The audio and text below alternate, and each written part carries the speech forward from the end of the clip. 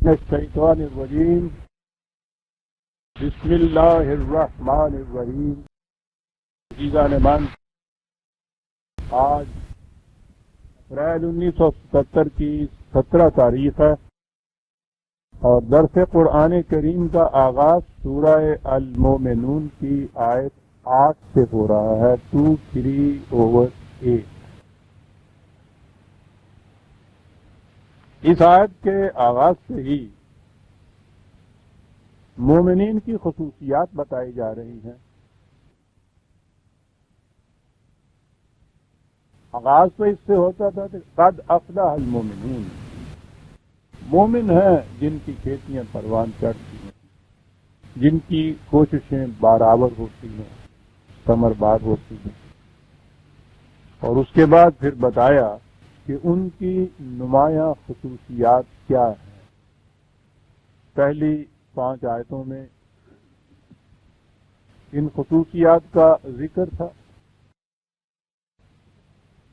جامعہ طور پر، اجمالی طور پر، جیسا قرآن کا انداز ہے۔ الذین هم فی صلاتہم خاشعون، اپنے فرائض منصبی کو ادا کرتے ہیں لیکن مکینیکل طور پر نہیں، رسمی طور پر نہیں، محض قانون کی فقہ پورا کرنے کے لیے نہیں، بلکہ اپنے دل کے جھکاؤ کے ساتھ، یعنی یہ چیز ان کے اپنے دل کا ارادہ، اس کی خواہش ہو جاتی ہے، اس کا تقاضا ہو جاتا ہے، اور اس طرح سے وہ ان فرائض کو پورا کرتے ہیں۔ والذین هم عن اللغو معرضون، لغو سے اعراض برتے ہیں۔ میں ان تمام امور کی تفصیل پہلے درسوں میں بتا چکا ہوں، اس لیے ان کے اعادے کی ضرورت نہیں۔ ہم للزکوٰۃ فاعلون والذین هم لفروجہم حافظون۔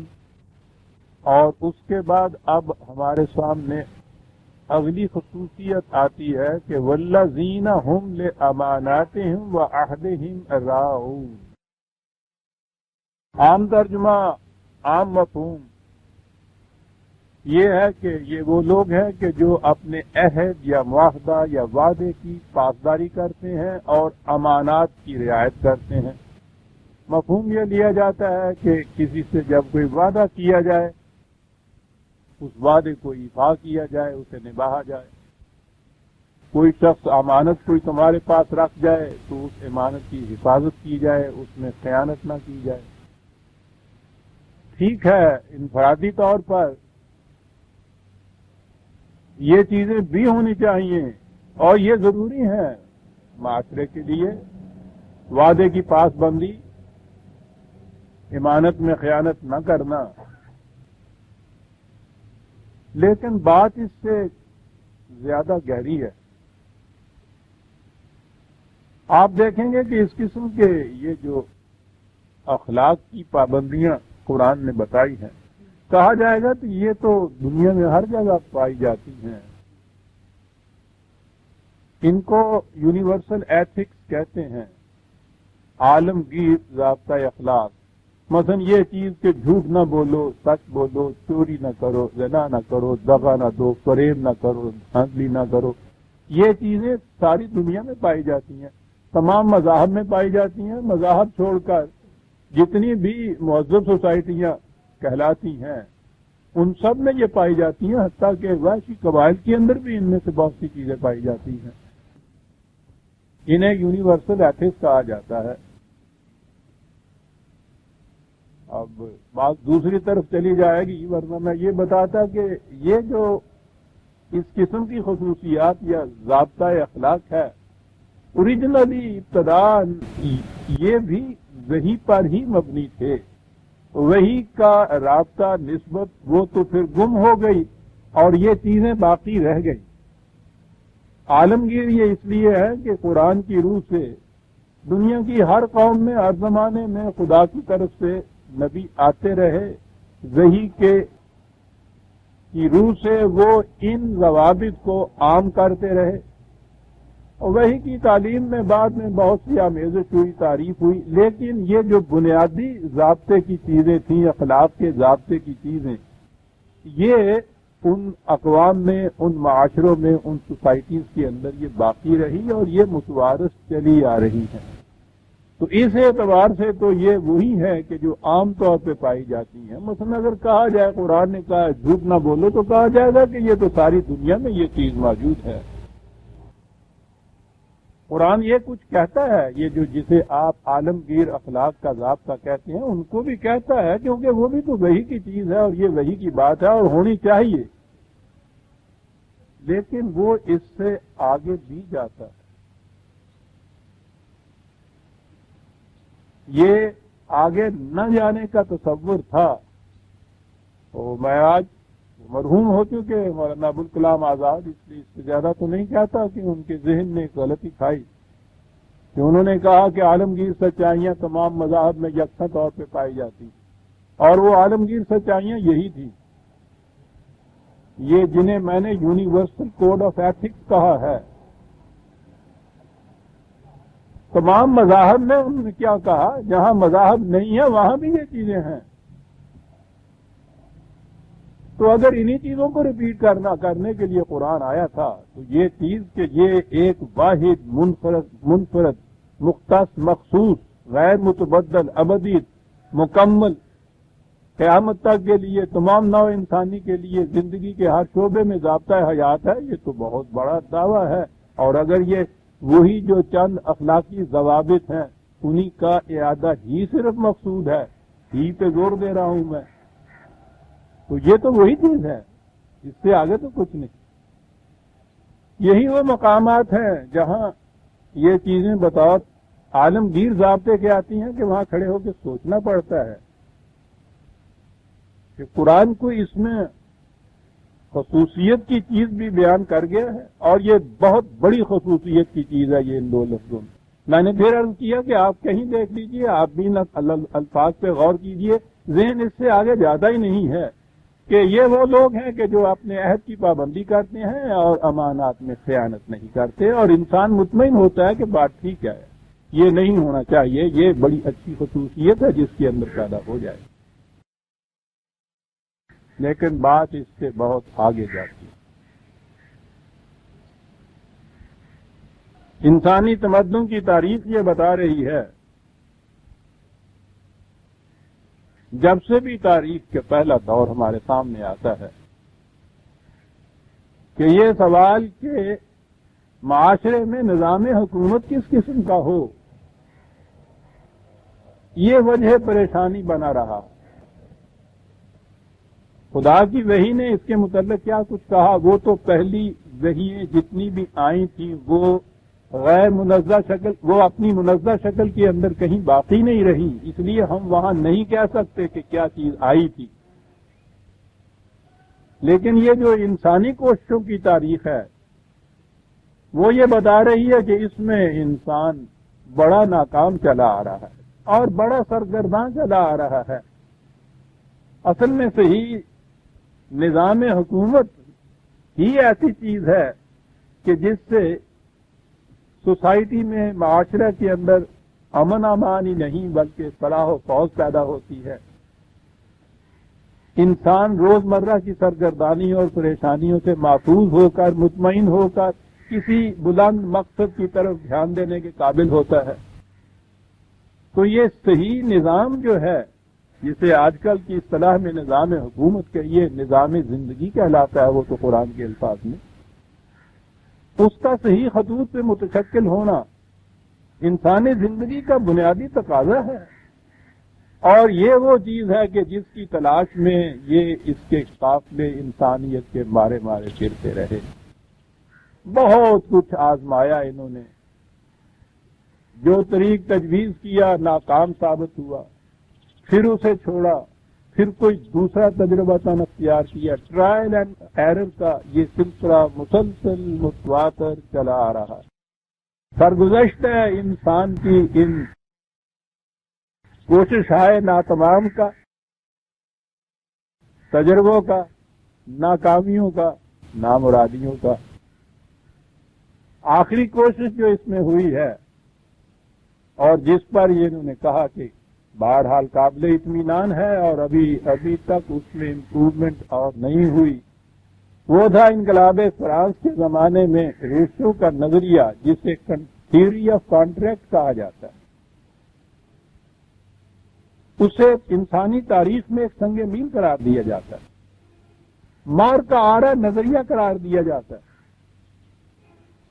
کنٹریکچول تھیوری یہ ہے، نظریہ میثاق یہ ہے کہ حکومت یا ارباب نظم و نسق اور دوسرے جو باشندے ہیں اس ملک کے، ان دونوں کے مابین ایک معاہدہ ہوتا ہے۔ اس معاہدے کی روح سے یہ جنہیں آپ رعایا عام الفاظ میں کہتے ہیں یا ملک کے باشندے، وہ اپنے کچھ حقوق، اپنی کچھ چیزیں سپرد کر دیتے ہیں ان کے جو ارباب نظم و نسق یا حکومت کے ارباب کہلاتے ہیں، اور یہ اس کے معاوضے میں، اس کے عوض میں ان کے ساتھ کچھ معاہدہ کرتے ہیں کہ تم یہ کچھ ہمیں دے دو، یہ سرنڈر کر دو چیزیں، یہ پے کر دو، یہ ادا کر دو، یہ چیزیں رسپانسبلٹی تمہاری ہو گئی، آبلیگیشنز ہو گئی تمہاری، جیسے آج کی اصطلاح میں کہتے ہیں، تو اس کے مقابلے میں یہ تمہارے رائٹس ہوں گے، یہ تمہارے حقوق ہوں گے جنہیں ہم پورا کریں گے۔ یہ جو ہے نا، یہ دو پارٹیز بن جاتی ہیں اس تھیوری کی روح سے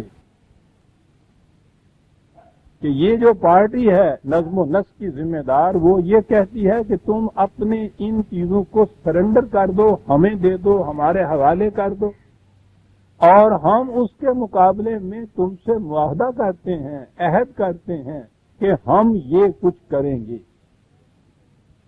تو گویا جو کچھ انہوں نے ان کو دیا تھا وہ یوں ان کی طرف لوٹاتے ہیں ان رائٹس کے شکل میں، جس کا وہ عہد کرتے ہیں، وہ ان کے ساتھ وعدہ کرتے ہیں، معاہدہ کرتے ہیں۔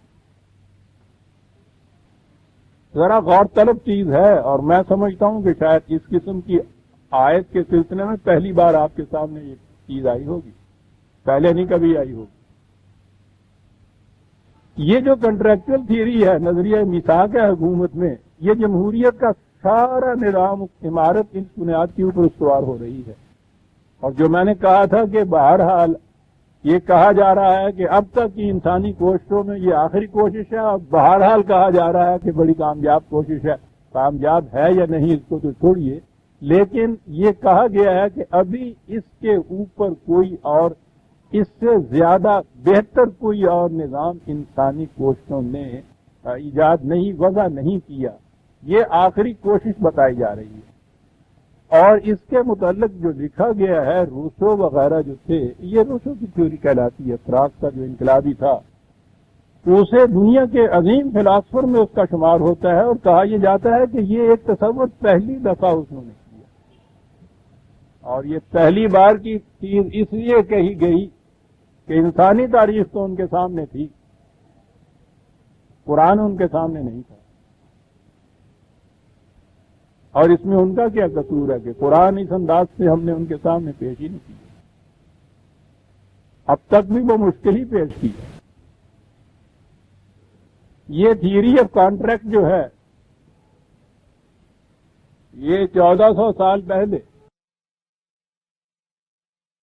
یہ قرآن کریم نے پیش کی تھی، اور ان جامع الفاظ میں پیش کی تھی 9/111، 9/111، تھیوری آف کانٹریکٹ۔ ان اللہ اشتری من المؤمنین انفسهم واموالهم بان لهم الجنہ، خدا خرید لیتا ہے مومنین سے ان کی مال، ان کی جان لے لیتا ہے، یہ دے دیتے ہیں۔ ایک سائڈ کی طرف سے یہ آ گئی نا کانٹریکٹ کی ون سائڈ، دوسری سائڈ بھی تو کانٹریکٹ، اس کے عوض میں پھر کیا ہوتا ہے، یوں تو لے لیتا ہے۔ اس کے مقابلے میں بِأَنَّ لَهُمُ الْجَنَّہ، وہ اس کا عہد کرتا ہے کہ میں اس کے عوض تمہیں الجنہ دے دوں۔ تو دو پارٹیز آ گئی ہمارے سامنے،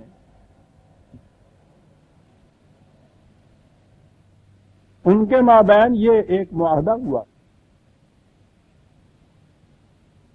یہ ایک میثاق ہوا، یہ ایک کانٹریکٹ ہوا، یہ طے پایا۔ میں یہ عرض کر چکا ہوں اور متعدد بار یہ چیز واضح ہو چکی ہے کہ قرآنی تصور کی روح سے جہاں یہ ذمہ داریاں خدا کے لفظ سے آتی ہیں کہ خدا یہ کر دے گا، قرآن نے خود بتایا ہے یہ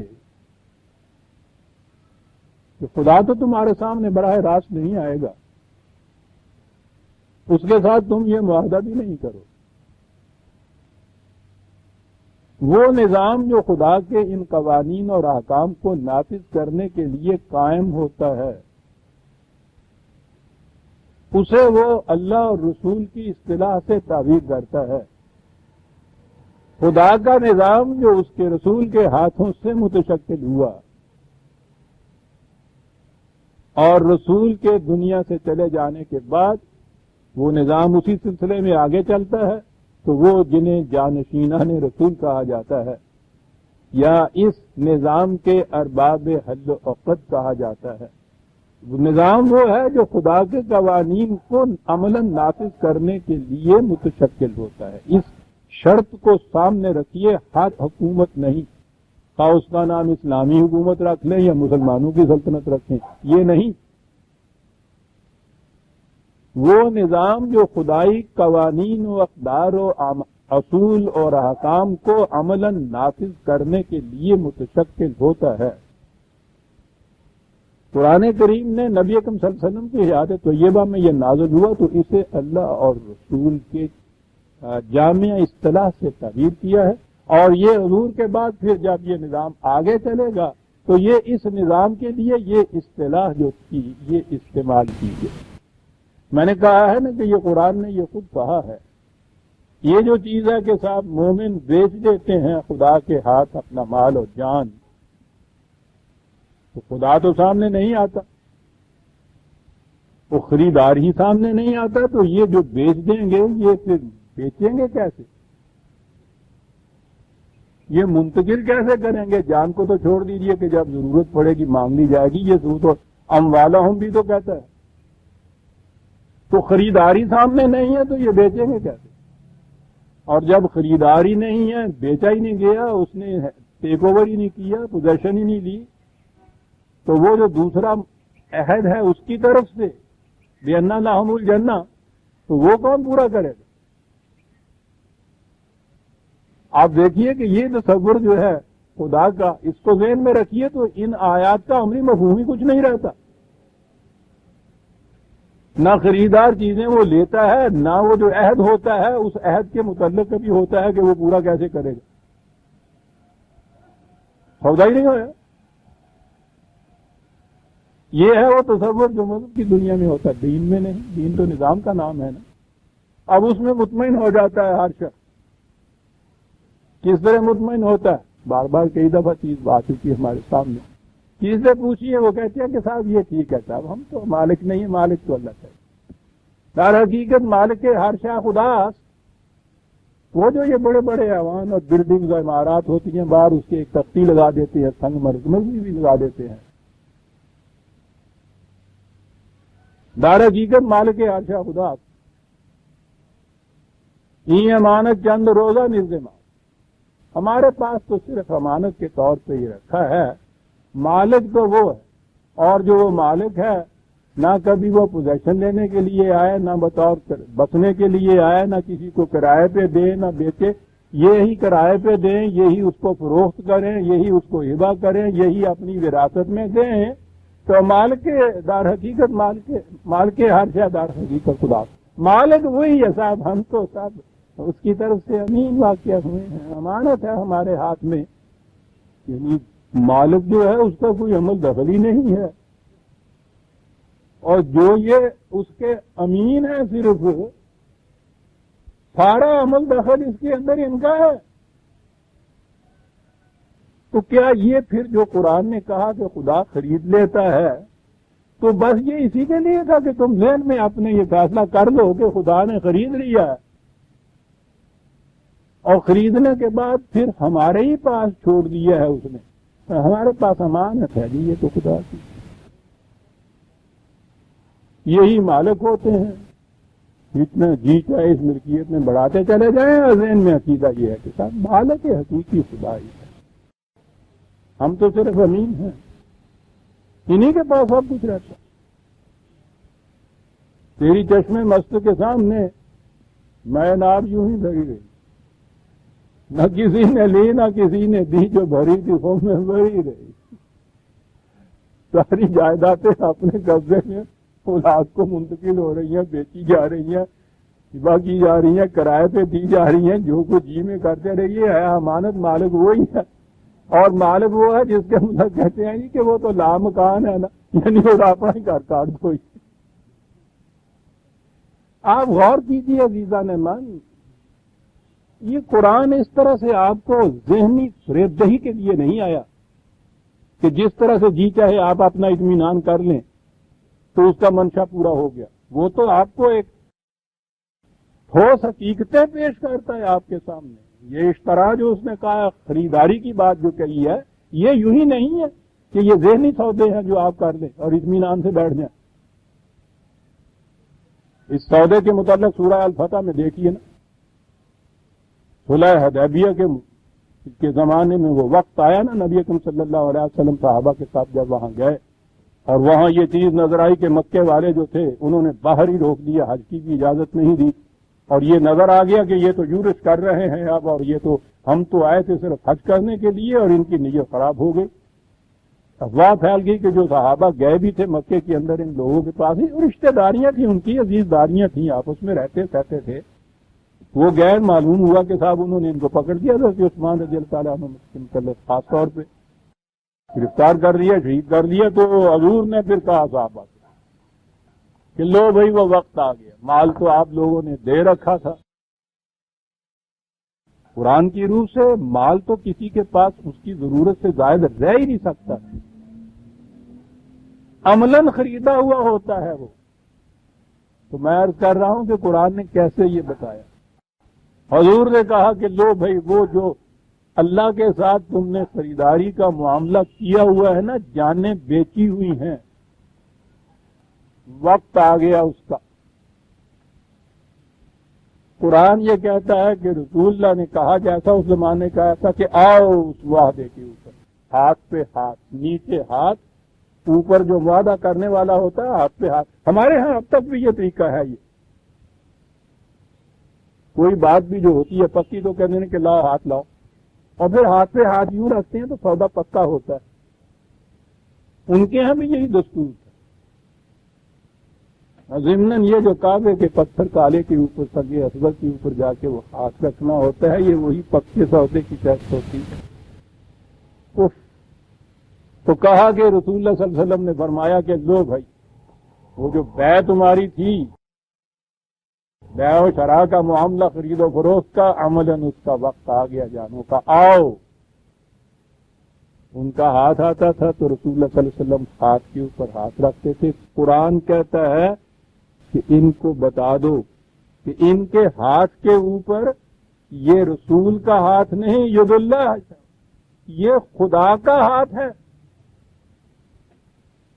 اب آپ نے دیکھ لیا کہ وہ سودا کنکریٹ شکل میں سامنے آ گیا. وہ جو خریدار تھا اس کے بہاف پر جس کو اس نے اتھارٹی دے رکھی تھی یہ معاملہ کرنے کی، وہ آ گیا سامنے. اب یہ ذہنی چیز نہ رہی، نظری اور اعتقادی چیز نہیں صرف رہی کہ مطمئن ہو گئے تم یہ سودا کرنے کے بعد. خریدار آ گیا، اس نے لے لی پوزیشن ان چیزوں کی. یہ تو تھی وہ امانات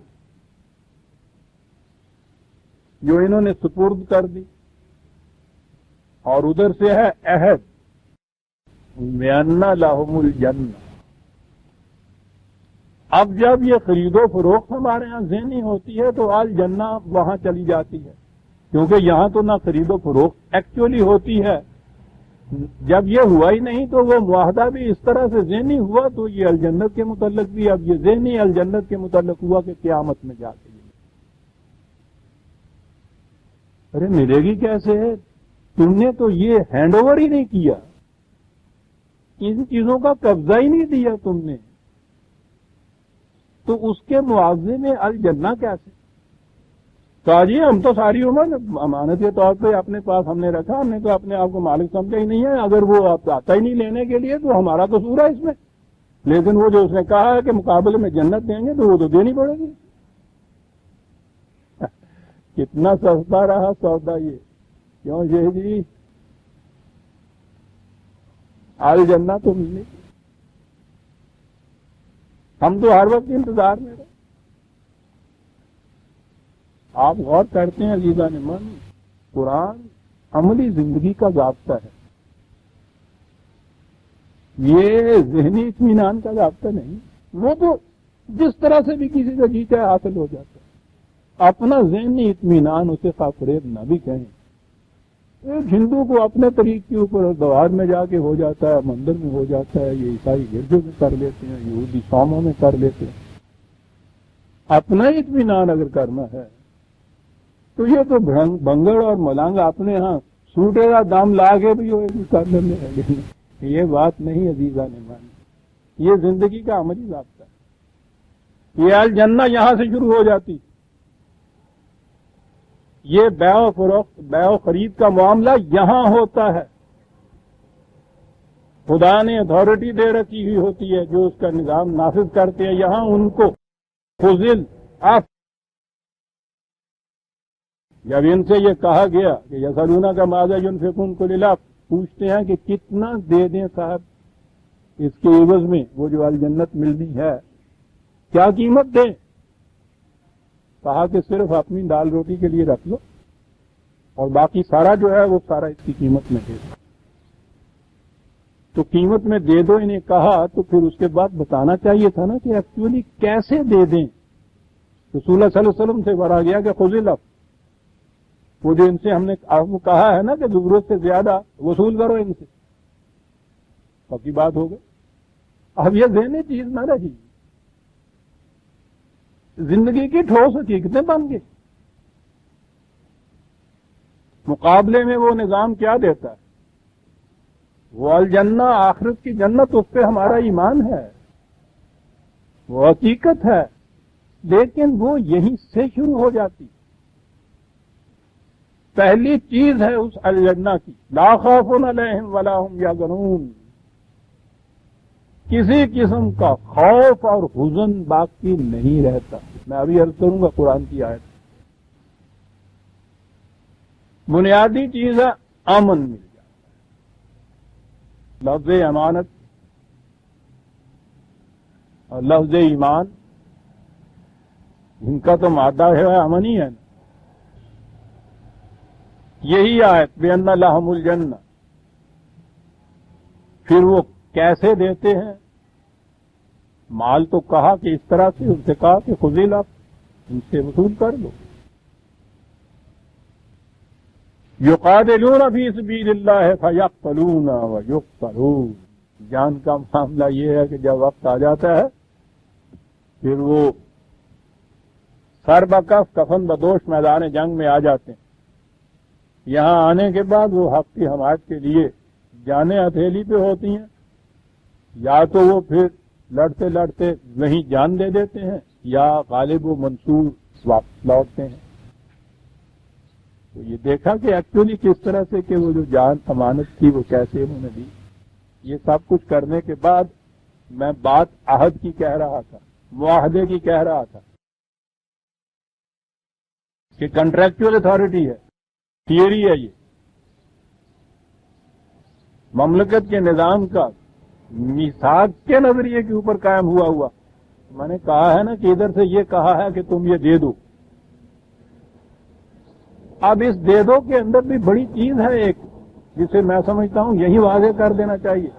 یہ جو کچھ بھی ہمارے ہاں لفظ ہے نہیں، رعایا کا لفظ ہے، انگریزی زبان تو اس سے بھی زیادہ ہے، مستبد زمانے کا وہ لفظ ہے سبجیکٹ جس کو کہتے ہیں، تو سبجوگیشن کے زمانے کی باتیں ہیں صاحب۔ یہ سبجیکٹ کا لفظ ہی محکومیت میں آتا ہے، قرآن نہیں یہ لفظ استعمال کرتا، وہ ان دونوں میں فرق ہی کچھ نہیں کرتا، وہ تو کہتا یہ ہے کہ کچھ یہ لوگ ہیں یہ ذمہ داریاں اپنے اوپر لے لیتے ہیں، وہ ذمہ داریاں جو خدا نے لی ہوئی ہیں اپنے ذمہ. مثلا خدا نے یہ ذمہ داری لی ہوئی ہے، ما من دابۃ فی الارض الا علی اللہ رزقها، کوئی جاندار ایسا نہیں ہے جس کی رزق کی ذمہ داری خدا کے اوپر نہ ہو. تو یہ ذمہ داری براہ راست تو پوری نہیں ہوتی نا. یہ جو خدا کے نظام کو نافذ کرنے کے لیے یہ ایک مملکت قائم ہوتی ہے، حکومت قائم ہوتی ہے، یہ ذمہ داری یہ اپنے سر سے لے لیتے ہیں. وہ جو بات دہرائی جاتی ہے ہر بار یہ حضرت عمر رضی اللہ تعالیٰ عنہ کا وہ قول کے دجلہ کے کنارے پہ کتا بھی بھوک سے مر گیا تو مجھ سے اس کا بھی مواخذہ ہوگا، یہ خدا کی ذمہ داری لی ہوئی ہوتی ہے نا اپنے اوپر. خدا تو براہ راست وہ ذمہ داری پوری نہیں کرتا. یہ لوگ وہ ذمہ داری پوری کرتے ہیں. اور پھر دوہراؤں میں کہتا ہوں وہ اس قسم کے اقوال حضرت عمر کے رضی اللہ تعالیٰ عنہ وہ تو قیامت تک کے لیے جتنا بھی نظام ہے مملکت اور حکومت اور ذمہ داری ہیں ان کے لیے وہ تو عروۃ الوثقی ہیں. وہ جو اقوال ہیں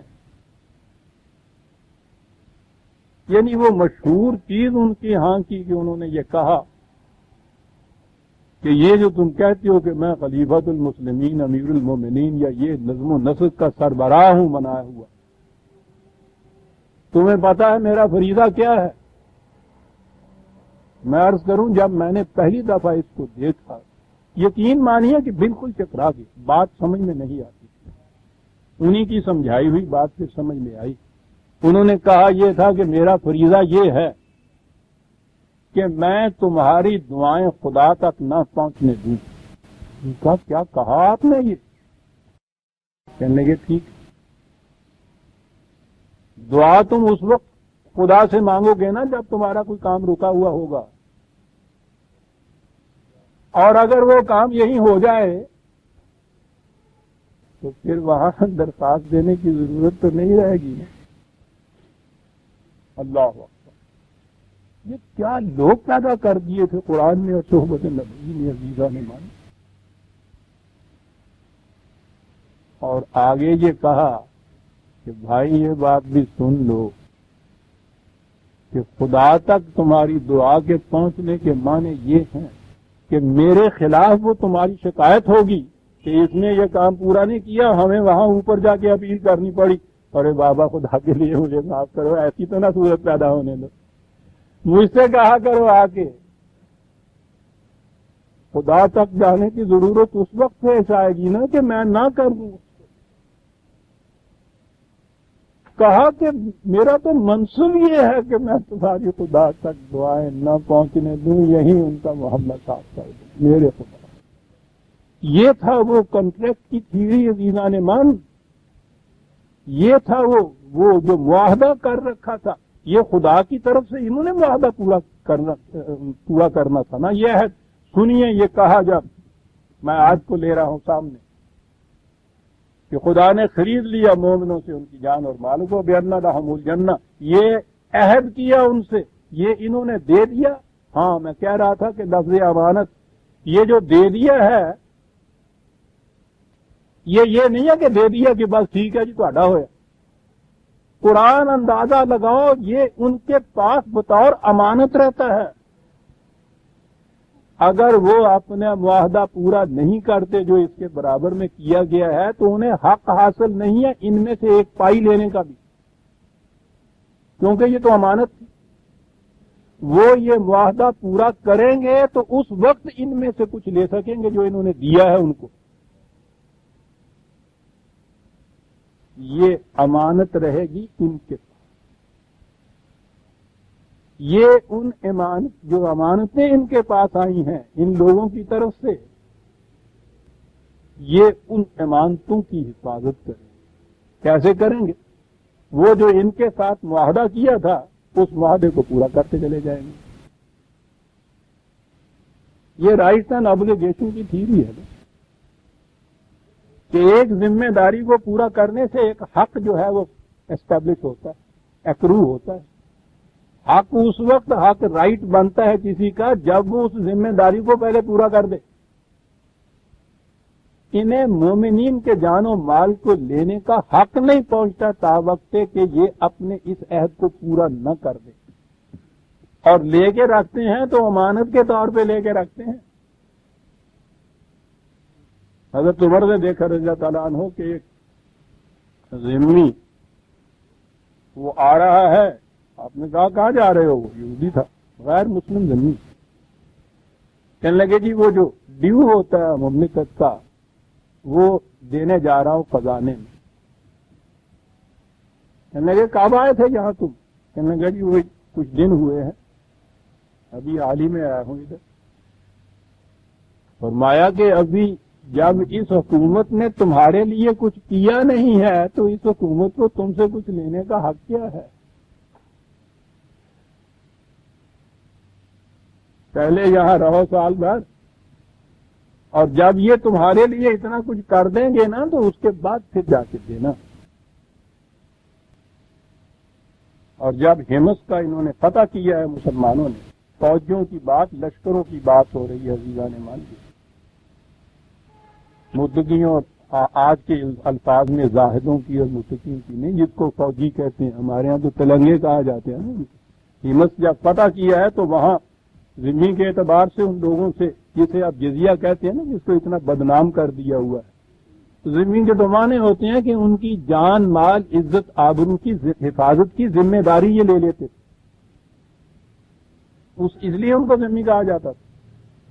اس کے معاوضے میں کچھ تھوڑا سا وہ ٹیکس اس کو کہنا بھی نہیں چاہیے، یہ جو وفاداری کی علامت کے طور پر، ایک سمبل کے طور پر کچھ تھوڑے سے پیسے دیے جاتے تھے ان کے، یعنی زیادہ سے زیادہ 12 روپے سال کے ہوتے تھے۔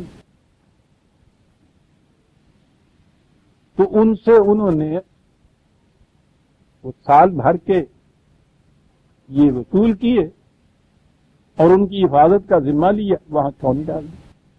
6 مہینے کے بعد ضرورت پیش آ گئی اس چھاؤنی کو وہاں سے اٹھ کے دوسری جگہ چلے جانا۔ یہ عیسائی تھے اور اس سے پہلے بھی یہاں عیسائیوں کی حکومت تھی، ان کے چلے جانے کے بعد بھی عیسائیوں کی حکومت، بازنطینیوں کی حکومت ہمس کے اوپر پھر اسی طرح سے مسلط ہو جانی تھی۔ وہ عیسائی باشندے ہمس کے رو رہے تھے، ان کا پلہ پکڑ رہے تھے کہ خدا کے لیے نہ جائیے، پھر عیسائی آ جائیں گے ہم پہ حکومت کرنے کے لیے۔ انہوں نے کہا کہ ضرورتاً ہمیں جانا ہی ہے باہر، اور جاتے وقت انہوں نے وہ جو لیا ہوا تھا سال بھر کا، 6 مہینے کے بعد یہ گئے تھے، آدھا ان کا جو تھا ان کو واپس دے دیا کہ جب ہم تمہاری حفاظت ہی نہیں کریں گے تو ہمیں حق کیا پہنچتا ہے یہ تم سے لینے کا؟ یہ تو ہمیں اس وقت حق پہنچتا ہے جب ہم اپنے عہد کو پورا کریں۔ یہ امانت اور عہد کا میں کہہ رہا ہوں، یہ الفاظ جو میں نے عرض کیا ہے نا کہ یہ الفاظ جن کا ہم یوں ہی سمجھتے رہے کہ قرآن نے کہا ہے کہ بھئی کوئی امانت تمہارے پاس رکھ جائے تو اس میں خیانت نہ کیا کرو، اسی طرح واپس دے دیا کرو، اور جب کسی سے وعدہ کیا کرو تو پورا کیا کرو۔ میں نے عرض کیا ہے کہ یہ بات اتنی سی نہیں ہے، یہ تو بہت آگے جانے والی بات ہے۔ 2 لفظ ہے قرآن کے اور دیکھیے کتنی بڑی عمارت استوار ہو رہی ہے اس کے اوپر پورے نظام مملکت کی۔ آیت کے الفاظ آپ نے سن لی، ان اللہ اشتری من المؤمنین انفسهم واموالهم بان لهم، خرید لیتا ہے خدا مومنین سے ان کی جان اور مال، تو اس کے معاوضے میں اس سے عہد کرتا ہے کہ ہم تمہیں جنت دے دیں گے۔ یہ جنہوں نے بیچا ہے اس کی عملی شکل بتا دی، یہ نہیں ہے کہ ذہنی طور کے اوپر وہ سمجھتے کہ ہم نے تو بیچ دی، جان بھی اس کی اور مال بھی اس کا۔ کہا کہ وہ واقعی وقت جب آتا ہے تو میدان جنگ میں جان دینے کے لیے آ جاتے ہیں، اور اس کے بعد ہے کہ اب دوسرا حصہ رہ گیا نا خدا کے ذمے، جو عہد اس نے کہا تھا۔ عزیزان من سنیے، عہد تھا نا، یہاں لفظ آیا، دیکھیے کہاں آتا ہے یہ لفظ، وَمَنْ أَوْفَى بِعَهْدِهِ مِنَ اللَّهِ، خدا سے زیادہ بہتر عہد کو پورا کرنے والا اور کون ہوگا؟ ہم نے تم سے عہد کیا تھا، ہم پورا کریں، لہذا ان لوگوں سے یہ کہو کہ یہ جو ضرورت سے زائد مال تھا وہ دے کے، یہ جان جو بہرحال ایک دن جانی تھی، اس کو اس سودے کے عوض میں تم نے یہ دے دیا، اور یہ یقین رکھو من اوفی بعہدہ من اللہ، خدا نے یہ عہد کیا ہوا ہے، اور خدا سے زیادہ عہد کو پورا کرنے والا تو کوئی اور نہیں ملے گا۔ جب صورت یہ ہو جائے کہ یہ اتنی سی چھوٹی سی قیمت دے کے یہ عہد اس کی طرف سے ملے الجنہ کا، اور جس کی طرف سے یہ عہد ملے اس کی طرف سے یہ یقین دہانی کرائی جائے کہ اس سے زیادہ عہد کو پورا کرنے والا کوئی نہیں ہے، کتنا اچھا رہا سودا۔ عزیزہ نے من کہا ہے فاستبشروا ببیعکم الذی بایعتم، ان سے کہو جشن مناؤ اپنے اس سودے کے اوپر جو تم نے کر لیا، جشن مناؤ۔ یقیناً عزیزان من، یہ جو میں کنٹریکچول تھیوری آف روشو کے اوپر ہی آ رہا ہوں، تھیوری کے اعتبار سے تو واقعی اس نے بہت بڑی بات کہی، لیکن اب نظام اور نظام میں فرق یہ ہے، یہ جو ان کی طرف سے دینا ہوتا ہے اس نظام کو یا حکومت کو، اب وہ بھی بات چھوڑ دیجئے کہ پچھلی دفعہ وہ خاشعون کا لفظ آیا تھا تو میں نے کہا تھا کہ ان قوانین و احکام کی پابندی دل کا تقاضا ہو جائے تمہارا، بطیب خاطر یہ ہونی چاہیے، اطاعت کے لفظی معنی یہ ہوتے ہیں۔ لیکن اگر صورت یہ پیدا ہو جائے کہ یہ تو وصول وہ کر لیں، اور جو انہوں نے ان کے ساتھ پرومسز کیے ہوئے ہیں، معاہدے کیے ہوئے ہیں، وہ پورے نہ ہوں، تو پھر اس سودے کا نتیجہ کیا ہوتا ہے کہ اچھا پھر ہم بھی کچھ کوشش کریں گے کہ اس میں کچھ تھوڑا بہت ڈنڈی مارے۔ یہ جو ٹیکس ایویژن کہتے ہیں صاحب، قاعدے قانون کے مطابق یہ بنتا ہے اور ہزار طریقے نکالتے ہیں نکلنے کے، کیوں نکالتے ہیں؟ یہ جو ہے فاستبشروا، وہ کہتا ہے اس قسم کے سودے پہ تو جشن منانے چاہیے، یہ اس قسم کے سودے پہ سو کیوں منا رہے ہیں کہ ادھر سے جو کچھ تھا قیمت ان کی وہ تو ادا کر دی گئی، وصول کر لی اگلوں نے، اور وہ جو معاہدہ کیا تھا ادھر سے عہد کیا تھا، وعدہ کیا تھا، وہ پورا نہیں ہو رہا۔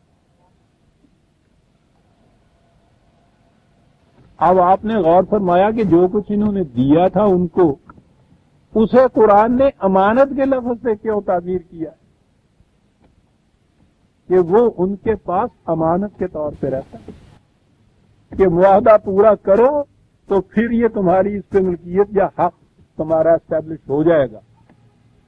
ایز آف رائٹ تم نہیں لے سکتے، تمہارا نظام مملکت سے کہا جا رہا ہے کہ تمہارا بھی ہر رائٹ ایکروز صورت میں ہوگا کہ تم وہ جو معاہدہ ہمارے ساتھ کیا ہوا ہے، تمہاری obligation جو ہے، ریسپانسبلٹیز جو ہیں، ان کو پورا کرو۔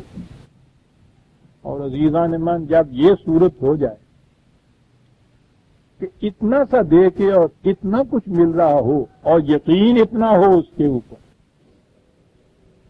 کہ جو معاہدہ ہوا ہے وہ یقیناً پورا ہو کے رہے گا اور پورا ہوتا چلا جائے، اس سے زیادہ جشن مسرت کا مقام دنیا میں کیا ہوتا؟ پھر میں بتا دوں، وہ مولانا جامی کا شعر فوراً ذہن میں آ جاتا ہے، وہ زلیخا نے جب وہ نیلام ہوتا ہوا یوسف خرید لیا اپنا محبوب، تو وہ اس میں وہ کہتے ہیں کہ سہیلیوں نے پوچھا کہ کتنے میں خریدا؟ اس نے کہا کیا پوچھتی ہو اس کے مقابلے میں کہ کتنا میں نے دیا؟ تو وہ اس کے لیے کہتے ہیں، اس نے کہا کہ دراہم چند دادم جاں خریدم،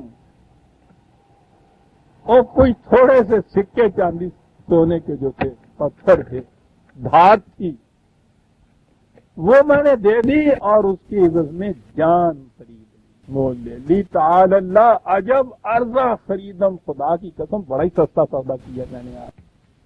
فاستبشروا ببیعکم، ان سے کہو زلیخا کے الفاظ میں کہیں کہ تعالی اللہ، عجب ارزاں خریدو، اللہ کی قسم بڑا سستا خریدا۔ اس معاشرے میں عزیزان من، یہ جو کچھ دیا جاتا ہے، جو کچھ اس کے عوض میں ملتا ہے ادھر سے، ہر شخص محسوس کرتا ہے کہ بڑا ہی سستا تھا. آئیے پھر انہی دو لفظوں کے طرف جس بات والذین هم لاماناتہم وعہدہم راعون. مومنوں کی جماعت، ان کا معاشرہ، ان کا نظام، ان کی مملکت، اس کی کیفیت یہ ہے کہ یہ ان کی امانات اور اپنے معاہدوں کی بڑی پاسداری کرتے ہیں. اب آپ نے سمجھ لی کہ یہ بات انفرادی طور پہ کسی کے ساتھ وعدہ کر کے یا امانت رکھ کے واپس دینے کی نہیں، یہ تو بہت بہت اونچی بات ہے. قرآن یہ کچھ سکھانے کے لیے آیا تھا، وہ تو اقوام عالم کو مخاطب کرتا ہے کہ آؤ تمہیں بتاؤں کہ نظام حکومت کیا ہوتا ہے. خدا کے متعلق متعدد مقامات میں قرآن نے یہ کہا ہے لا یخلف المیعاد، وہ کبھی وعدہ خلافی نہیں کرتا، وہ اپنے ہر عہد کو پورا کرتا. بے شمار مقامات پہ یہ کہا گیا.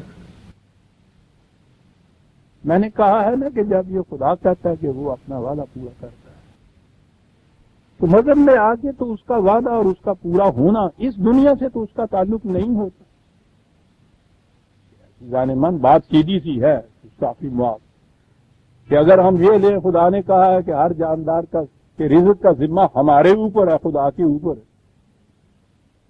آج کی سینسس کے مطابق بھی دنیا کی آدھی سے زیادہ آبادی رات کو بھوکا سوتی ہے، اور جب قحط پڑتا ہے تو ایک ایک قحط کے اندر لاکھوں کی تعداد میں لوگ بھوک سے مر جاتے ہیں. پوچھنے والا پوچھ سکتا ہے کہ جب یہ کہا گیا کہ کہاں ہے وہ ذمہ داری خدا کی، کیسے پوری ہوتی ہے؟ یہ ہے طریقہ ذمہ داری کے پورے کرنے. قرآن نے کہا کہ دین کے نقطۂ نگاہ سے دیکھو تو معلوم ہو جائے گا کہ ذمہ داری کیا ہے.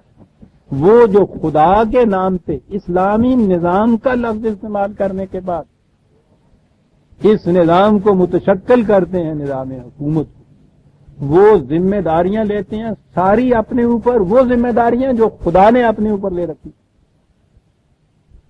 ان کے ہاتھوں سے پورا ہوگا. اور جو خدا کے ڈیوز ہیں نا جنہیں ہم کہتے ہیں وہ ان کو ادا کرنے ہوں. یہ معاہدہ ان کے درمیان ہوگا. اب جس طرح کہا اس نے کہ خدا اپنا وعدہ ہمیشہ پورا کرتا ہے، کبھی خلاف ورزی نہیں کرتا، یہ نظام جو ہے اس کے اوپر ذمہ داری عائد ہو جائے گی کہ اپنا کوئی معاہدہ ایسا نہ، کوئی وعدہ ایسا نہ کرے جس کی خلاف ورزی کرے. جو ہی وعدے کی خلاف ورزی ہوتی ہے عزیزان من، سارا بھروسہ، کانفیڈینس، ٹرسٹ اٹھ جاتا ہے. انفرادی طور پہ کبھی کوئی شخص آپ سے وعدہ خلافی کرے تو آپ دیکھیے اس کے بعد کبھی آپ اس کا اعتبار ہی نہیں کرتے.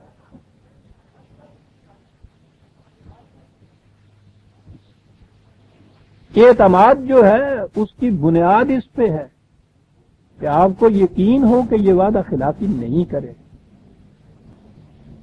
یہ اعتماد جو اس قسم کا ہوتا ہے، یقین کہ یہ کبھی نہیں ایسا کرے گا، اسے عربی زبان میں توکل کہتے ہیں نا.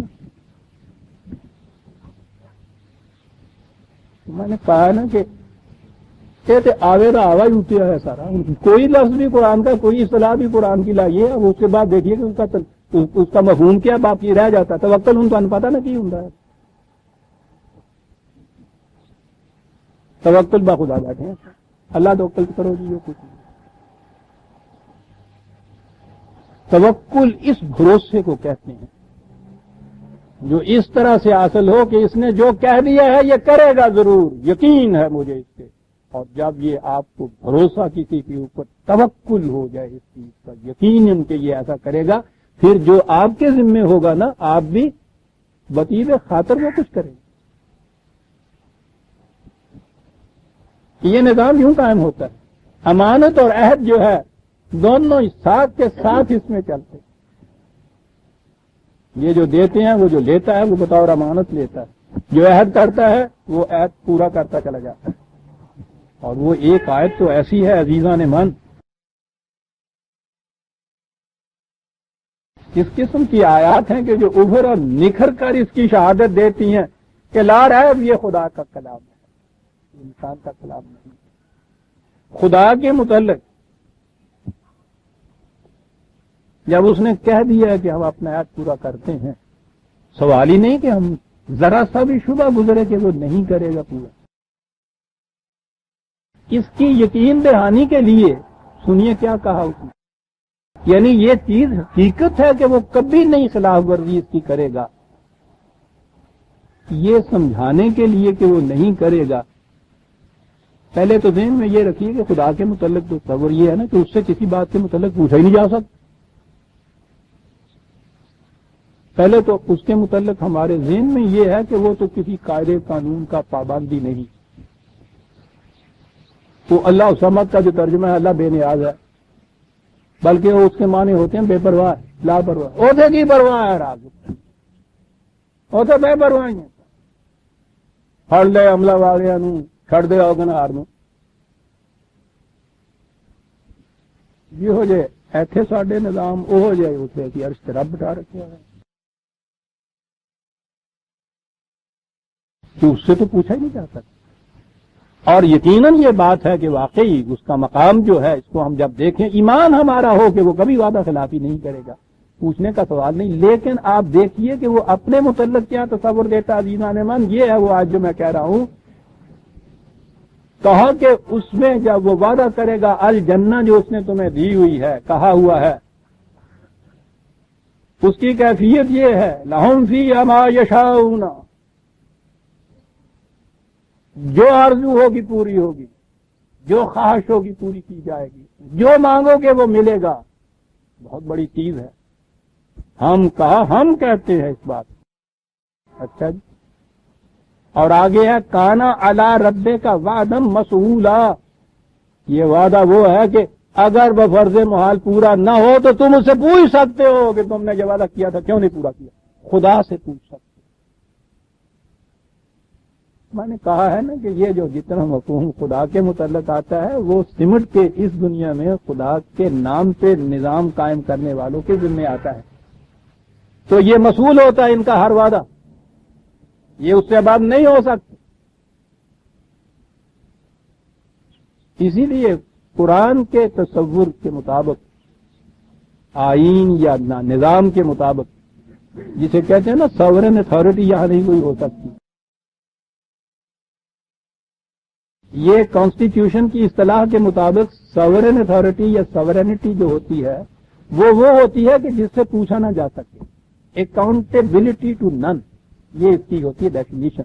وہ کسی اکاؤنٹیبل نہ ہو، کسی کو اس نے حساب نہ دینا ہو، کوئی اس کے پوچھ نہ سکے، کسی سے کوئی اکاؤنٹ فار نہ کرنا ہو، وہ ہوتی ہے ساورنٹی. وہ جو ہے نا چیز کے ساورنٹی لائز ود اللہ یا ریسٹ ود اللہ. تو ہمارے ہاں تو یہ جس میں جسے آپ 786 لکھ دیتے ہیں، اسی طرح یہ چیزیں لکھی ہوئی ہیں. اس کے معنی یہ ہیں، یہ جو چیز ہے کہ سوال نہیں کیا جا سکتا، پوچھا نہیں جا سکتا. اس نے کہا کانا علی ربے کا وعدہ مسئولا 25/16.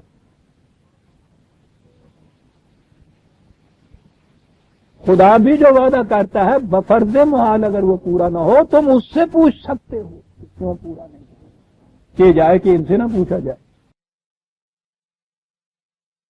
غور فرما رہے ہیں کہ عہدہم کے راؤن کے معنی کیا ہوئے پھر. اور میں نے ابھی عرض کیا ہے کہ یہ بات تو دو طرفہ ہے. سودا جو ہے بیع و شراء کا وہ تو دونوں طرف سے ہوتا ہے اور دونوں طرف سے وہ شرائط پوری کرنی ہوتی ہیں. یہاں تو ایک طرف امانت کہا ہے، دوسری طرف عہد کہا ہے نا. دوسرے مقام پہ دونوں ہی طرف سے عہد کہا ہے کہ تم کچھ عہد کرتے ہو، ہم اس کے مقابلے میں کچھ دینے کا عہد کرتے ہیں کہ ہم یہ کچھ کریں گے تمہارے لیے، یہ تمہارے رائٹس ہو. تم عہد کرتے ہو کہ یہ ہماری آبلیگیشنز ہو گئیں، ذمہ داریاں ہو گئیں. اب دیکھیے کہ وہ جو شرط کس طرح سے رکھی ہوئی ہے 2/40. آفو بے عہدی اوفے بے عہدے کو، تم اپنا عہد پورے کرتے چلے جاؤ، ہم اپنا عہد پورا کرتے چلے جاؤ. اب خدا کی طرف سے عہد کا پورا کرنا مشروط ہو گیا ان کی طرف سے عہد کے پورے کرنے، اور ان کی طرف سے عہد کا پورا کرنا مشروط ہو گیا کہ ادھر سے بھی عہد جو ہے اس کی پابندی کی جائے گی. یوں ہی ان دونوں پارٹیوں میں سے کسی ایک پارٹی کی طرف بھی یہ بات آ گئی نا کہ اس نے عہد کو پورا نہیں کیا ہے، یہ سودا ٹوٹ گیا۔ اس سودے کا نام ہی تو ایمان ہے عزیزان ایمان۔ اب میں نے عرض کیا ہے کہ یہ جو کچھ جو کچھ یہ نظام وصول کرتا ہے، لیتا ہے ان سے، اسے یہ کہا ہے نا کہ وہ امانت کے طور پر اپنے پاس رکھتا ہے۔ اب یہ جو امانت کے طور پر یہ چیزیں اپنے پاس رکھتے ہیں، ان سے لی ہوئی امانت کیا کہ ہم اس کے عوض میں یہ تمہارے رائٹس پورے کریں گے، یہ عہد ہم کرتے ہیں، اس عہد کو پورا کریں گے ہم۔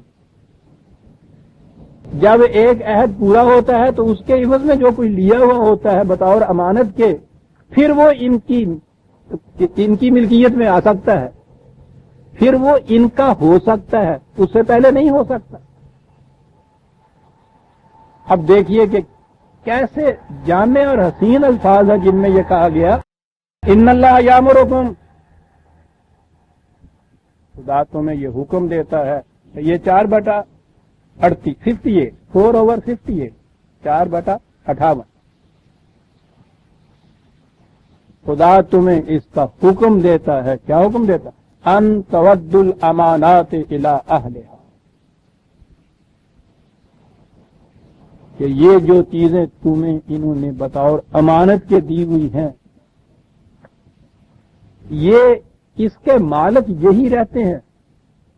جب تم اپنا ایک عہد پورا کرتے ہو تو اس حصے تک ان کی ملکیت ختم ہو جاتی ہے اور وہ تمہاری طرف آتی ہے۔ اس کو کہا گیا امانت کو لوٹا دینا۔ عہد پورا کرتے چلے جاؤ تو یہ امانت جو تمہارے پاس انہوں نے رکھی تھی یہ پوری ہوتی چلے جائے گی۔ ہم حکم دیتے ہیں کہ امانات کو جو ان کے اہل ہیں ان کی طرف لوٹاؤ۔ کیسے لوٹاؤ؟ میں نے کہا نا کہ قرآن کوئی چیز محض نظری تھیوریٹیکل یا اکیڈیمک نہیں رکھتا،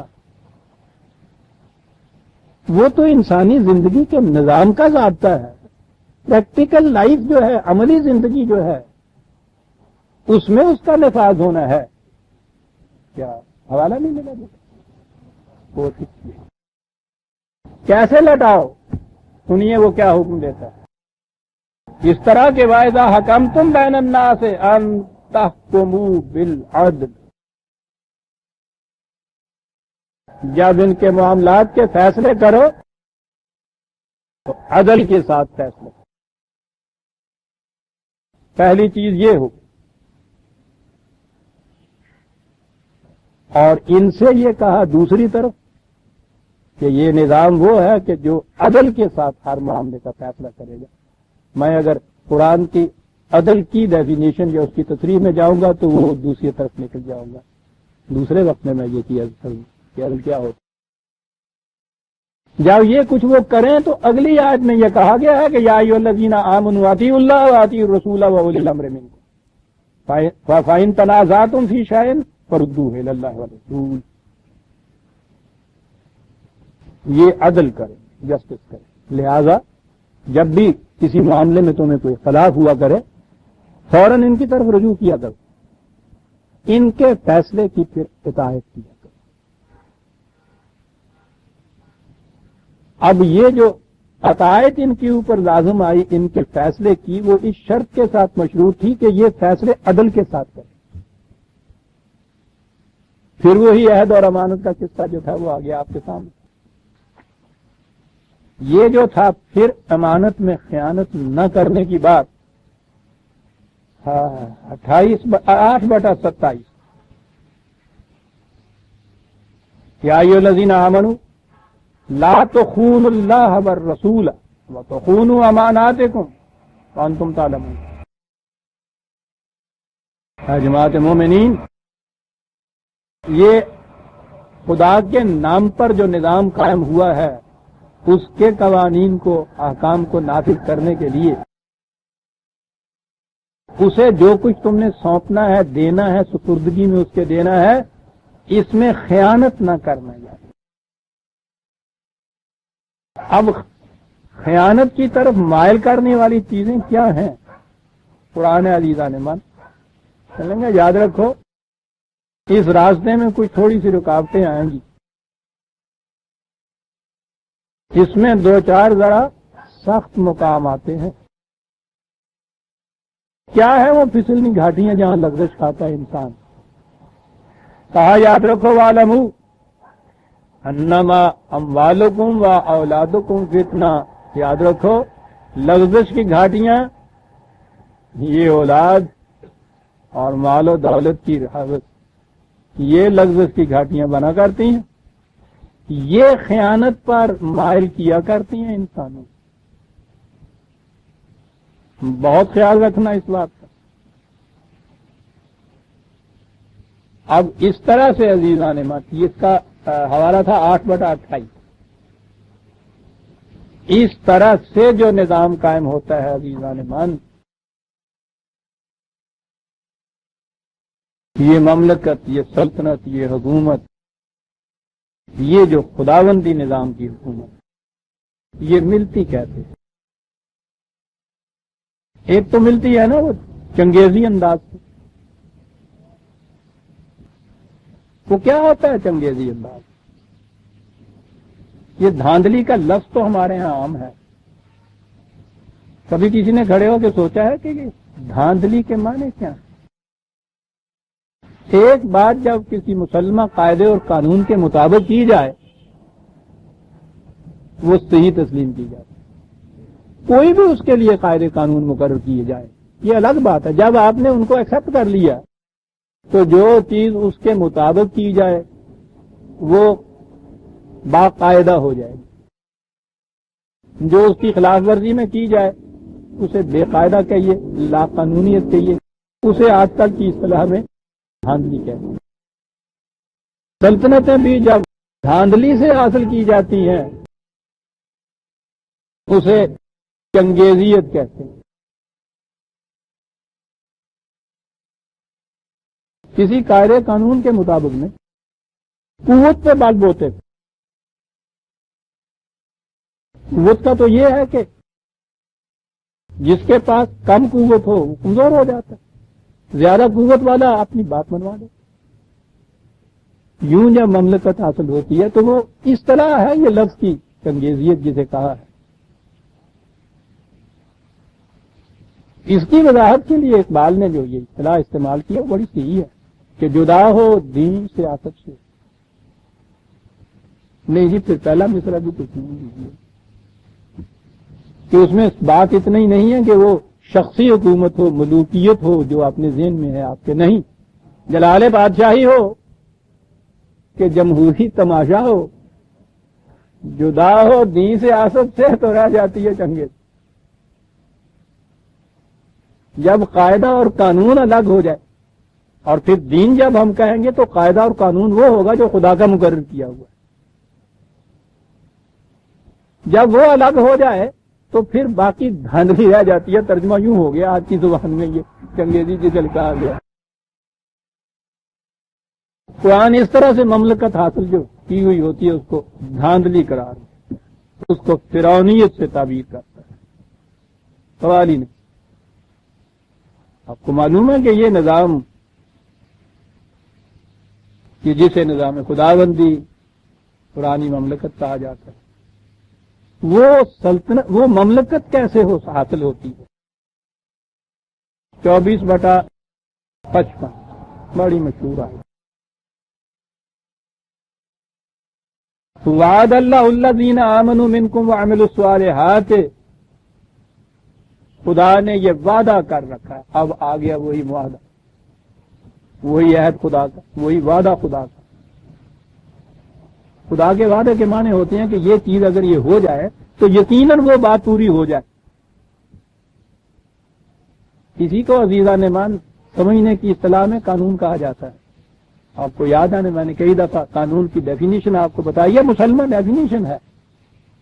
لا جسے کہتے ہیں، لاز آف نیچر بھی تو آپ کے ذہن میں آتا ہے نا، کہ اگر تم آگ جلاؤ گے تو پانی ابل آئے، گرم ہو جائے گا، کتنے درجے تک کی ہیٹ ہو جائے گی تو جوش مار ابل جائے. اور یہ کوئی ہنگامی بات نہیں ہے کہ کبھی ہو جائے کبھی نہ ہو جائے. جب بھی ایسا کرو گے یہ ہوگا اور ہمیشہ ایسا ہوگا. آپ کو یاد ہے آپ نے وہ الفاظ لکھ رکھے ہوں گے جو ڈیفینیشن ہے. اف اگر یہ کرو گے دین پھر یہ ہوگا آلویز ہمیشہ ایسا ہوگا. جہاں اللہ تعالیٰ نے کہا ہے نا وعدہ خدا کا یہ ہے اس کے بعد یہ بات ہے کہ یہ کرو گے تو ہم وعدہ کرتے ہیں کہ یہ ہو جائے گا. یہ قانون خداوندی ہے. کر لو ترجمہ اس کا بات بڑی آسانی سے سمجھ میں آ جائے گی. قانون خداوندی یہ ہے کہ اگر تم آگ جلا کے پانی اوپر رکھ دو گے تو گرم ہو جائے. جب بھی ایسا کرو گے ایسا ہو کر ولن تجد لسنت اللہ تبدیلا. اس میں کبھی تبدیلی نہیں ہوگی. وہاں یہ بات نہیں ہوتی عزیزان مان. لا ہوتا ہے, لا کے بعد آرڈیننس نہیں ہوتا. لا غیر مطبق, لا مبدل لکلمات. لا کیا ہے اس کا یا ایھا الذین آمنوا وعد اللہ الذین آمنوا منکم وعملوا الصالحات. ایمان یہ جو خدا کے قوانین ہیں یہ اس کے طرف سے جو عائد کردہ شرائط ہیں ان کی صداقت پر یقین محکم تمہیں ہو, پورا بھروسہ ہو. وعملوا الصالحات یہ تو یقین محکم ہے نا کہ جب بھی آگ جلائی پانی رکھا گرم ہو جائے گا. وہ کہا کہ پھر اس کے بعد آگ بھی تو جلاؤ پانی بھی تو اوپر رکھو. یہ جو اگلی چیز ہے نا اسے عمل صالحہ کہتے ہیں, جو اس قانون کو عملاً کا نتیجہ برآمد کرنے کے لیے ضروری ہے. مذہب میں ہوتا صرف یہی ہے. چولہا بھی ہوں تو لکڑیاں بھی ہوں نے, دیگچی بھی تو رکھی ہوں, ماچس نہیں ہوں نہ کچھ.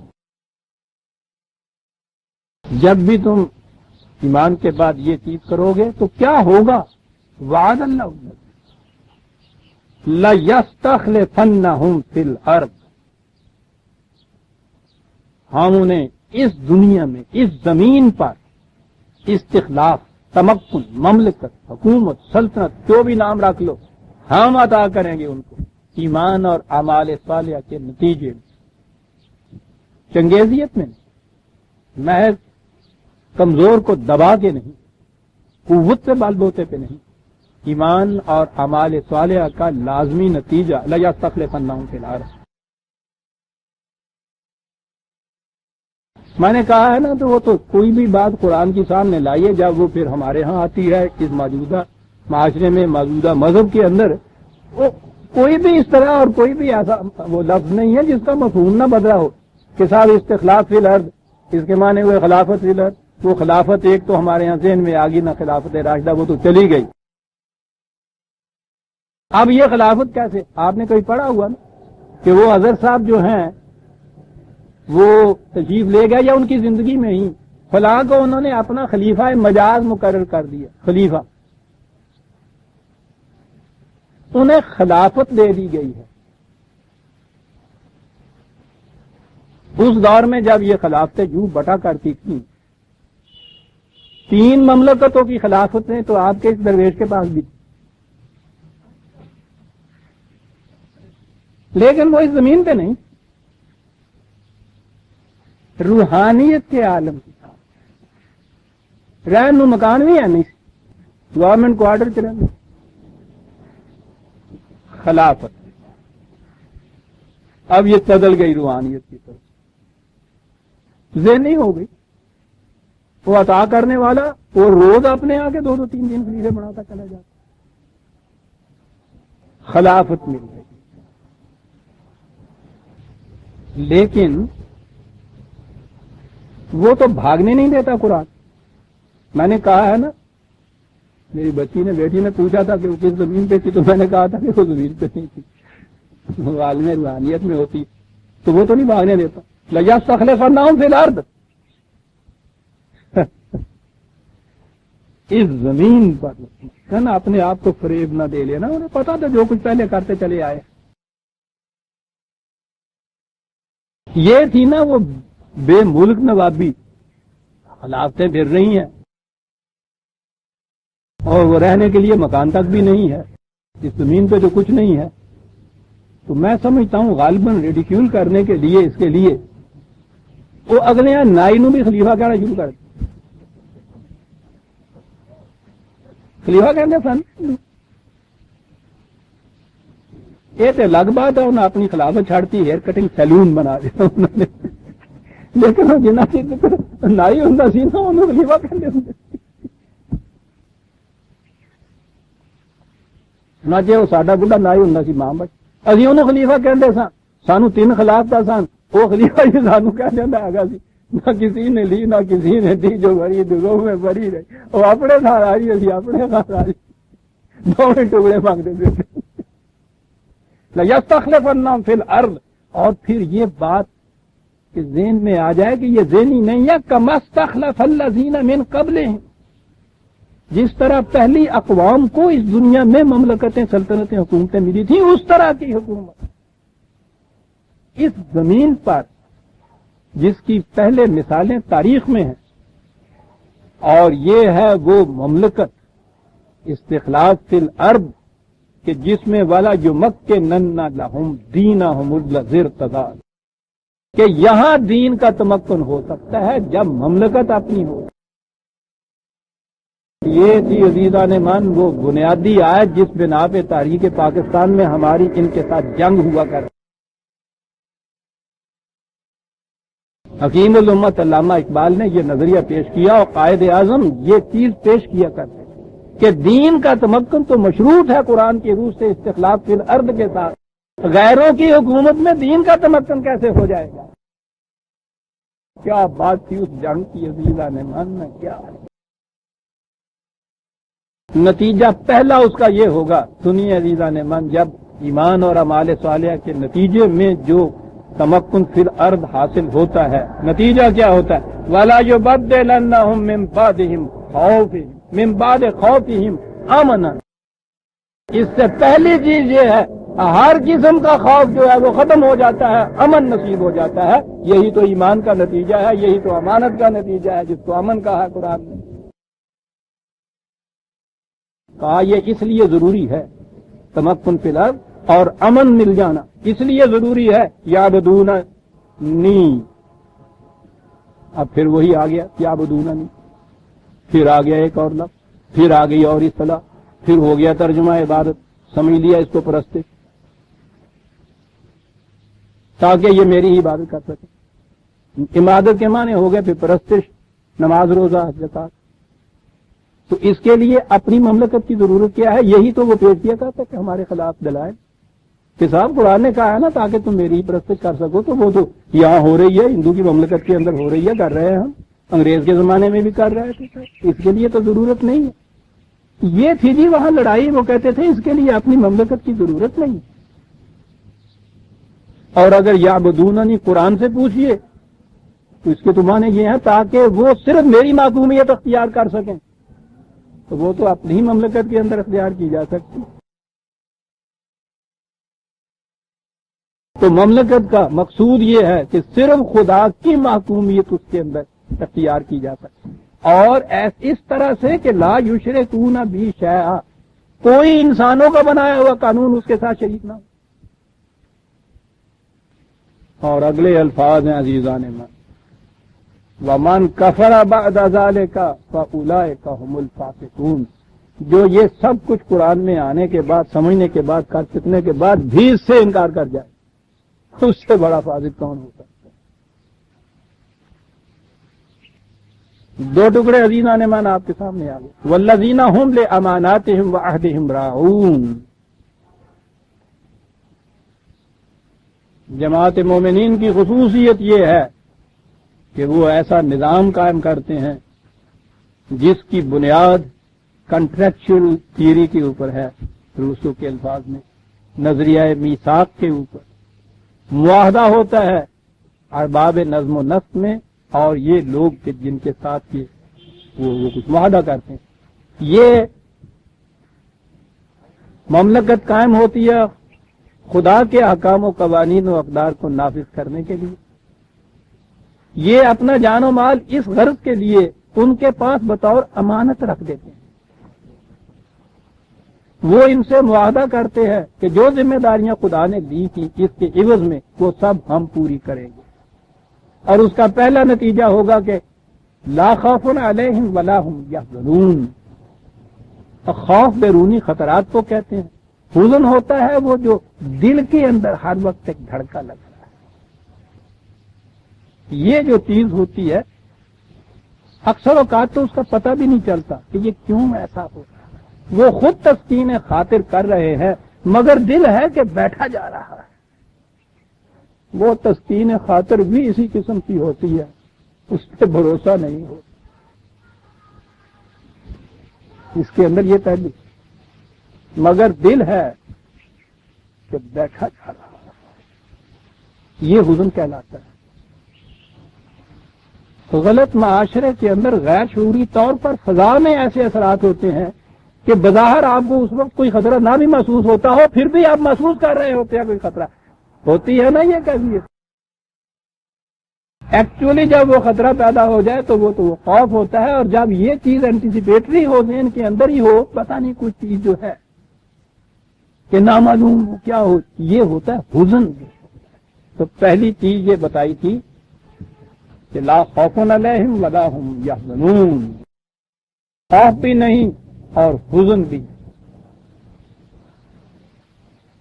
یہ صورت پیدا ہوتی ہے عزیزان مان اس نظام میں کہ جہاں یہ جو کنٹریکٹ کی ایک پارٹی ہے یہ اپنی ان چیزوں کو بطور امانت ان کے سپرد کر دے، وہ اس کے مقابلے میں ان کو جن جن رائٹس اور حقوق کا عہد اور معاہدہ کرے ان کے ساتھ وہ اپنے اس عہد کو پورا کرتے چلے جائیں. یہ ہے سارا قصہ. یہ ہے نظام حکومت، یہ ہے اسلامی نظام، یہ ہے مملکت کا وہ نقشہ جو قرآن نے پیش کیا ہے. اب آپ سوچئے کہ ٹھیک ہے روسو کی کنٹریکچل اتھارٹی میں خود ان لوگوں کی قدر کرتا ہوں. تنہا عقل کے زور پر، فکر کے زور پر، مطالعہ کے زور پر بھی اس نتیجے پہ پہنچنا بڑی چیز، لیکن فیل ہو گئی آگے جا کے، وہ نہیں چل سکی کہ یہ کچھ تو انہوں نے نظری طور پہ اس نے دے دیا، عملاً اس کے اوپر کیسے یہ تشکیل ہوگی، وہ کون سے جذبات محرکہ ہوں گے کہ جو ان کو سب کچھ دینے کے اوپر آمادہ کرے اور ان کو سب کچھ اس کا عہد پورا کرنے کے اوپر آمادہ کریں. یہ محرک جذبات نہیں ملتے ان کو کہیں، اور یہ چیزیں مکینیکل نہیں ہو سکتی. جمہوریت اسی لیے اقبال کے الفاظ میں تماشا بن کے رہ گئی، بلکہ تماشا بھی نہیں، وہ تو وہی کہتا ہے کہ دیوے استبداد جمہوری قبا میں پائے کو. تو سمجھتا ہے یہ آزادی کی ہے نیلم پری. یہ جو چیز ہے پیرہن صرف بدلتا ہے، اس میں پیکر نہیں بدلتا. قرآن وہ محرک جذبات دے دیتا ہے کہ جس سے یہ چیزیں دل کا تقاضا بن جاتی ہیں. دل کے تقاضے کی مثال میں نے دی.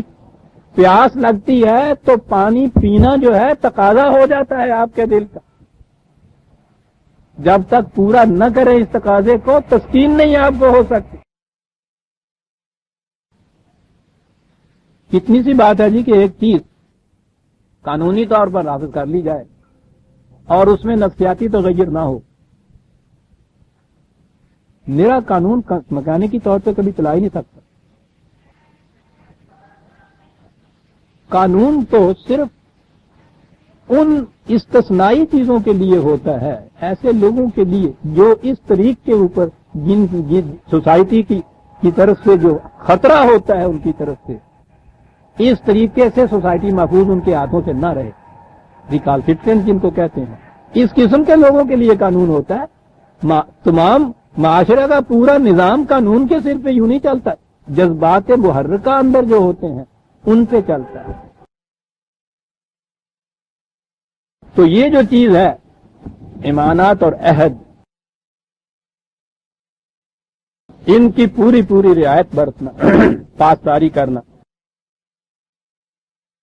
شروع میں کہا تھا الذین هم فی صلاتہم خاشعون. اور میں نے بتایا تھا کہ صلاۃ ان تمام فرائض کے لیے جامع اصطلاح ہے جو خدا کی طرف سے عائد کیے جاتے ہیں. ان فرائض منصوبی کی ادائیگی دل کے جھکاؤ کے ساتھ کرنا. یہ 4-5 جو خصوصیات بتائی ہیں مومنوں کی.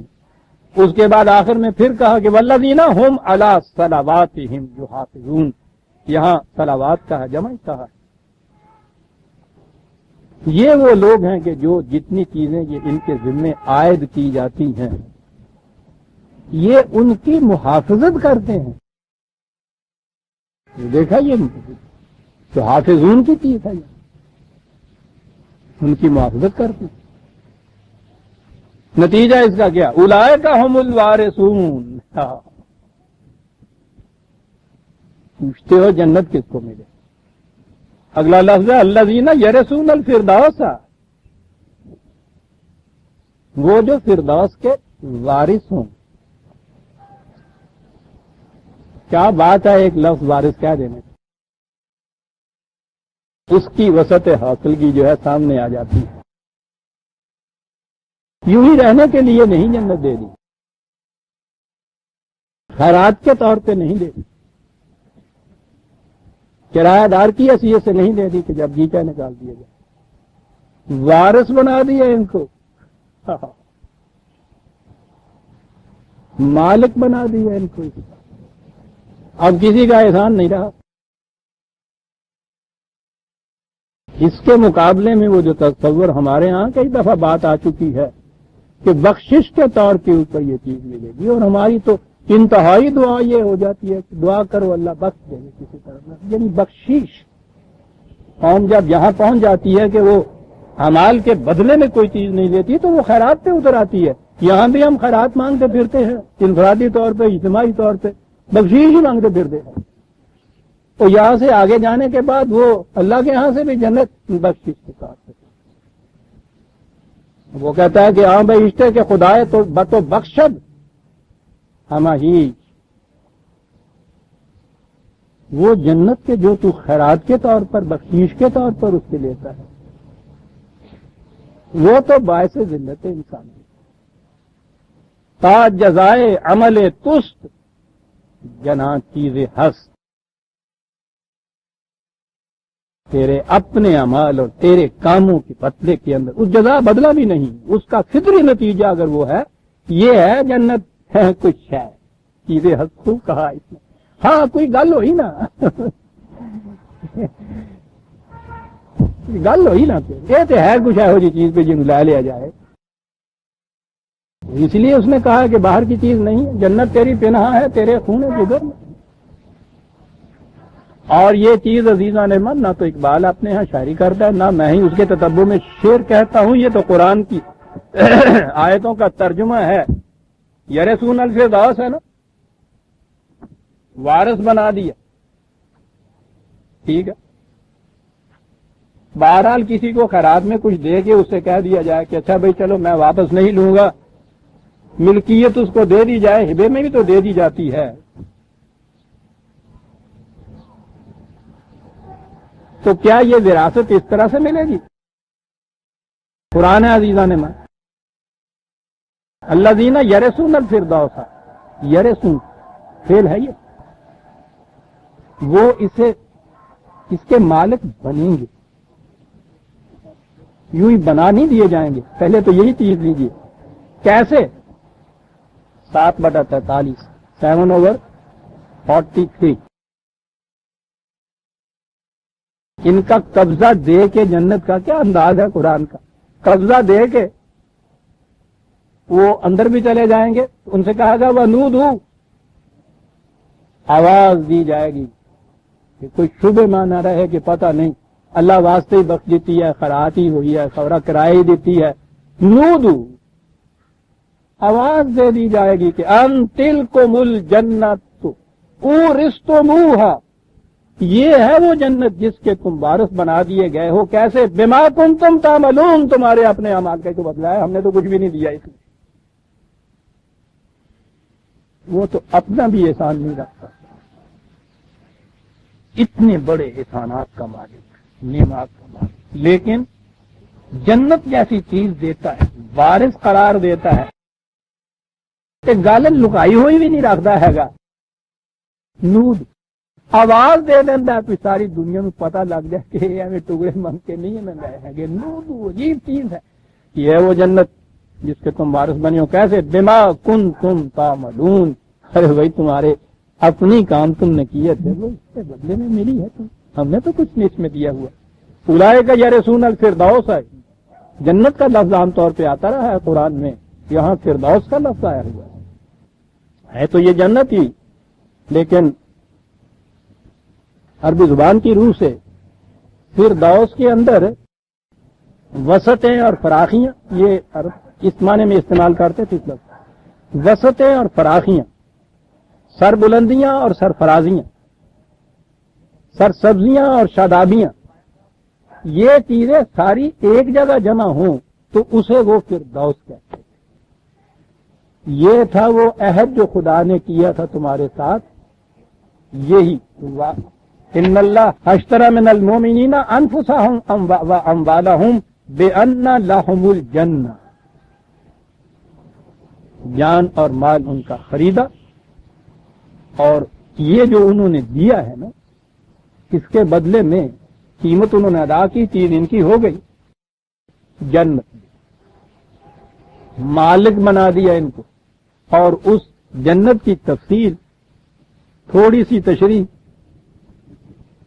جی ہاں، ہم فیہا خالدون، انہیں پھر وہاں سے نکالے گا نہیں، کوئی نہیں نکالے گا۔